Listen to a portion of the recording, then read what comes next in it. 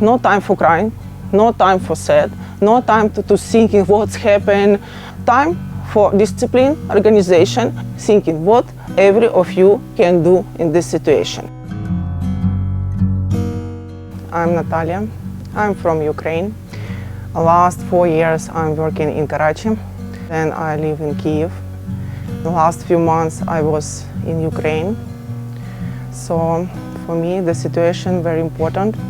4 years before I start working for contract in Karachi. But every summer I come back to my home and have vacation in my home and again come back next contract. And first day, of course, it was shocked. People only have shock. They not believe, not understand how it's happened in 21st century, how it's possible happen.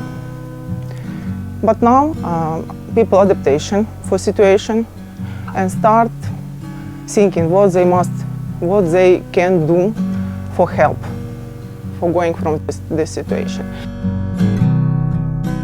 They don't want take away all what they have and going somewhere for zero. They have child, they have old parents, so it's very difficult. And why they must do this? It's our country, it's our home. We're waiting when this finish. We're waiting when two presidents sit near on table and talking. We know hate Russian people, and Russian people no hate us because we're only people. We only want go to job, grow our kids, and have peace. That's all.